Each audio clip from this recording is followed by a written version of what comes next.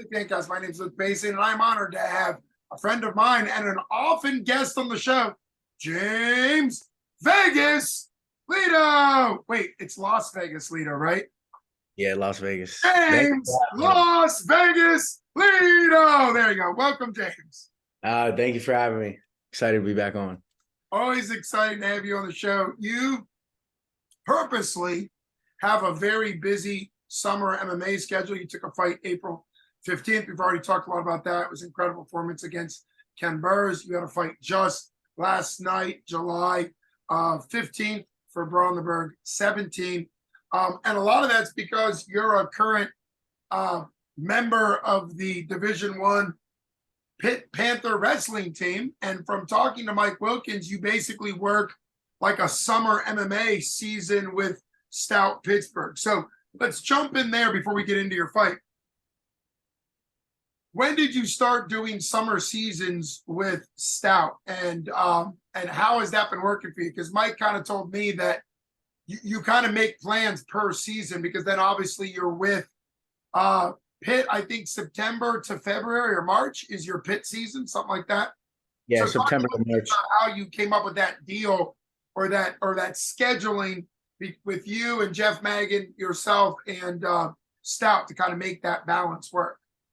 Yeah, in the summer we have a team lift in the morning and then practice in the afternoon at 3, and then after that around 5 I head on down to Stout and I'm there till 8:30. And I do that throughout the summer, and I honestly would do it throughout the school year too if I could, but I have class so I can't do it. But yeah, during the summer there's so much time that I get to use and utilize, so I'm happy about that I get to manage that time and use it effectively to train a lot.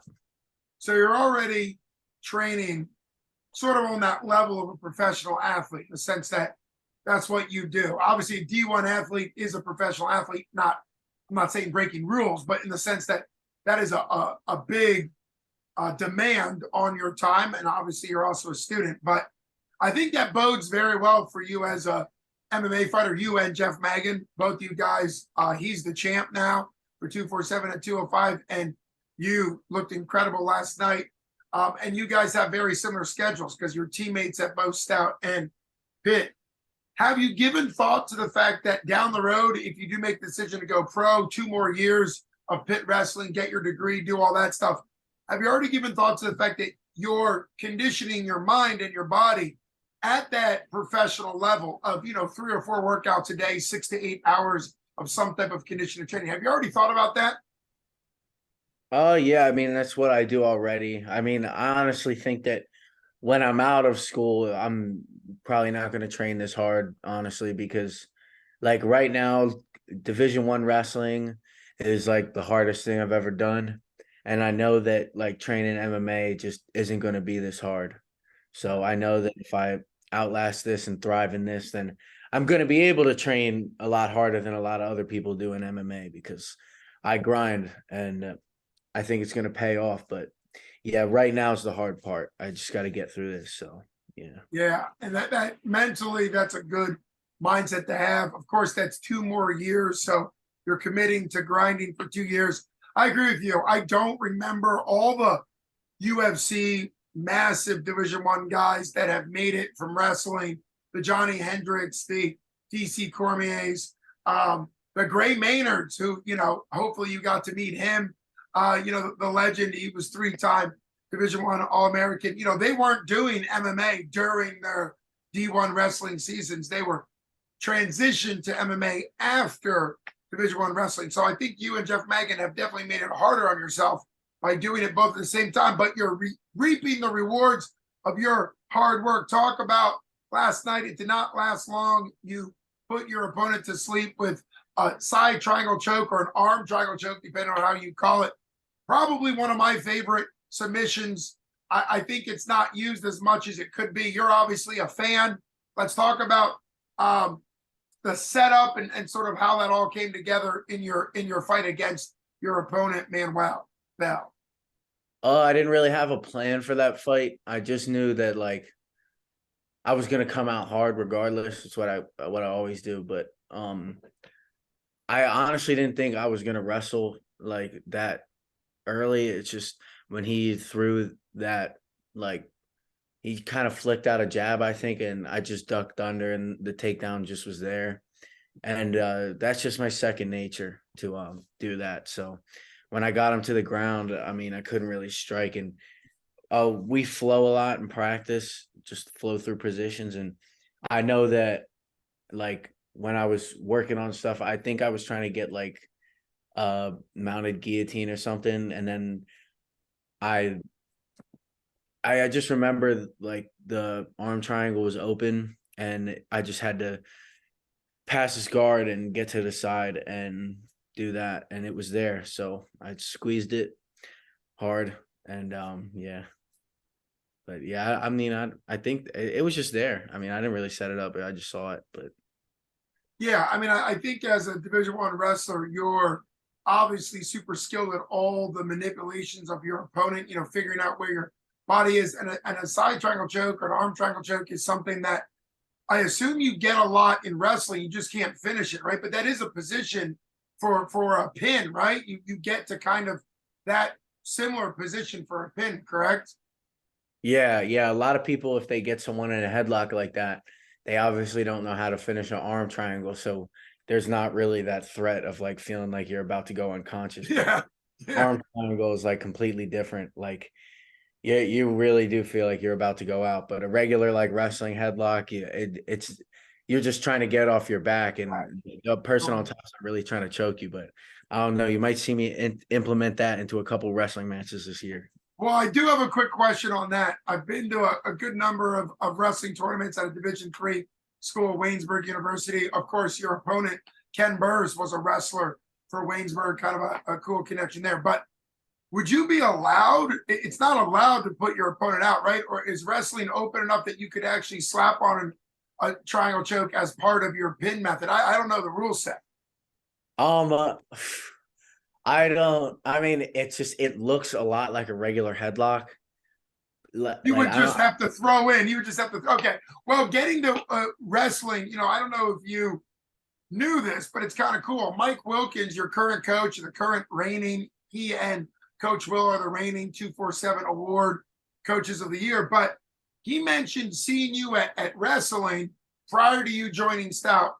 And I was interviewing him before the fight to get, feedback on the fighters. And he said that you were always going for big moves, that, as a wrestler, you're a flashy wrestler. You're always going for big moves. Obviously in MMA, it's worked out great for you. Did you know that Mike Wilkins was watching you as a wrestler before you joined Stout Pittsburgh? And what has made you sort of the flashy, big move wrestler that you are?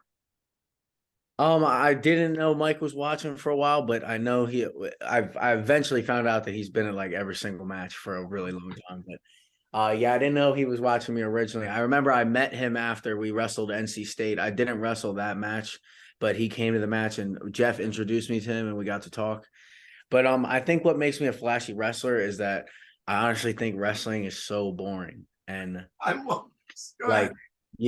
like I just like you need to have action. Like I hate the matches where you win like by 1 point and it's from an escape point, and like you rode the other guy out, or you got one single leg takedown. Like you got to do something, like make it exciting, make people want to watch it. Like there's nothing cooler than picking someone up over your head and dropping them, and like there's nothing cooler than throwing someone like across the mat. Like it's just it's more exciting and it's more dominant, and that's just what I like to do. That's what I'm inclined to do. I've always been that way since I started in like middle school and stuff. And I know that's gonna continue to cross over into my MMA and the way that I fight. Yeah, it makes a lot of sense actually. MMA came from all different disciplines, including wrestling and judo and BJJ and karate and all the Asian traditional martial arts, saying, I wonder what would happen if we didn't have to stick to our limited rule set. Wrestling has a very limited rule set, which leads some people to be very methodical, maybe boring to you, very methodical. And that's kind of what MMA has always been. MMA allows people to do whatever they want that they think will work, right? That's why we've seen karate experts like Stephen Wonderboy Thompson make it all the way to the top, or I should say almost the top. He's fought for the title a bunch. And karate would not be a style that most people would think would do well in MMA, but he made it work, right? You wanting to be creative and inventive, I think makes not only your wrestling more fun, but when you are in MMA, you know, Anthony Pettis did the Showtime Pettis kick off the cage. You know, he created something that's now cool, right? Sometimes you'll find something that works for you. On a random wrestling trivia, do you know the name Kerry Colott, a Greene County boy from the 70s and 80s, four-time state champ? Did you know that he invented something called the Colott flip? Have you ever watched that on YouTube? And have you ever tried it? It's a crazy takedown, backflip thing. And have you ever tried it in your wrestling? I don't. I know who Kerry Collard is, but I'm not sure about that move. No. All right. Well, because you want to do crazy moves, YouTube, the Kerry Colott flip. I think there's a YouTube video up there from him doing it in like the 80s, and see what you think. It is sort of his signature, at least was his signature move in I think high school or college.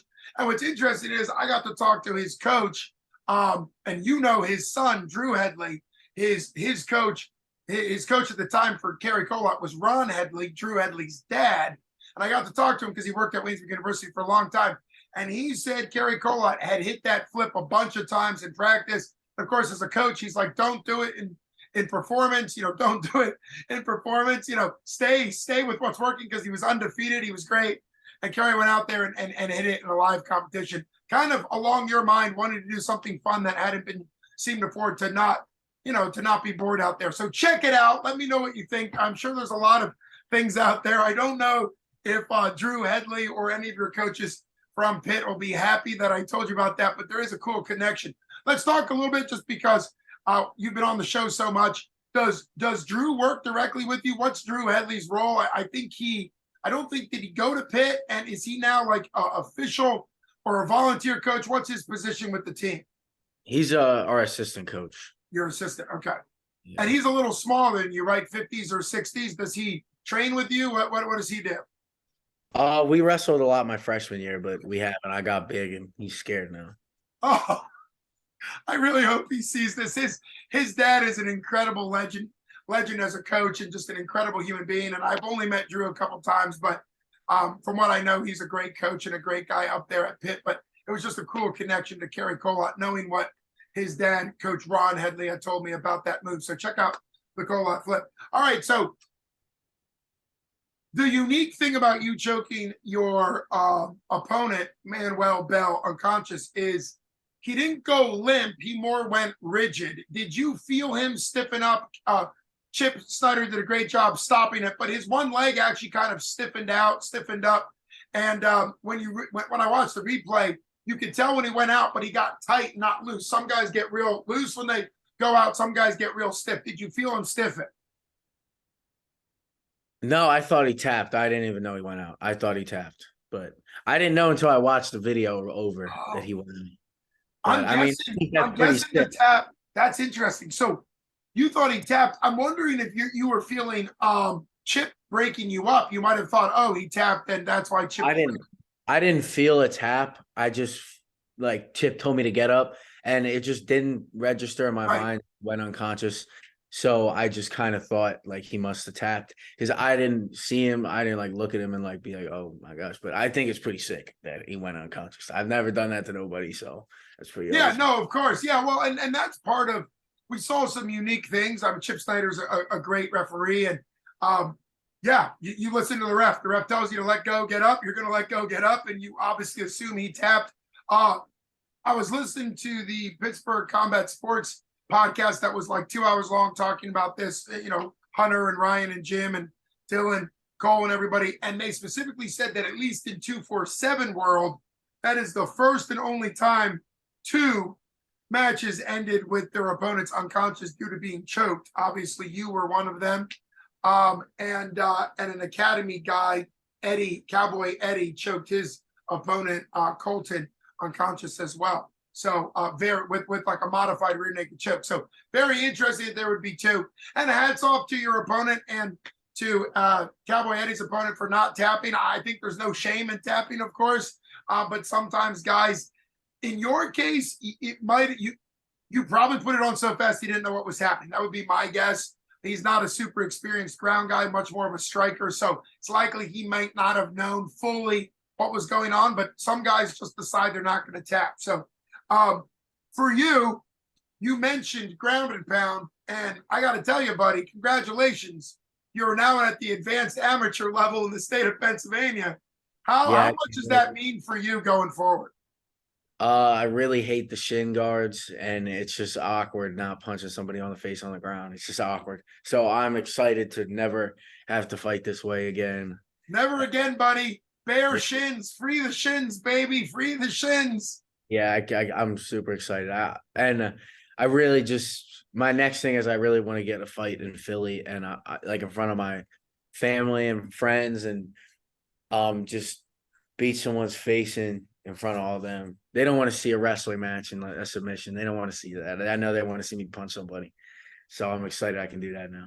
Well, yeah, things are a lot different. You might still win because you're a monster on ground. You might still win with submissions, but remember the incredible commentary of Cowboy Cerrone when he said a knockdown is as good as a takedown, right? Like part of MMA is if you're on the ground and you're ground and pounding somebody, you can get a finish that way now because of the advanced amateur rules, or ground and pound could open a guy up to a submission. So sometimes you might still get submissions, but they could still be violent in their nature. So does it look like, given your timing, does it look like you're going to sneak another MMA fight in August, early September, or are you shut down until next spring? I'd love to get one in August. I'm just not sure if there is an event like that I can get on. I mean, I know 247 is going to Cincinnati, but that's the wrong direction for you. And it's September 9th. I think you're already back at Pitt at that time. Yeah. That's a little late. Yeah. Yeah. Hopefully you might, one of the things that's cool is there's always promotions that maybe already have a 185er on their card, and then somebody, drops out or something. So hopefully something does work out. We're mid-July. When do you officially return to college? Got to be August, right? Yeah, it's August 23rd is when the semester starts. Okay, gotcha. Well, maybe you'll get something in before then. And for me, it's just been incredible being able to interview you in the cage after your post fights. Obviously, we've had some emotional interviews. Last night was kind of more fun, so that was nice. But yeah, it's just incredible watching you develop.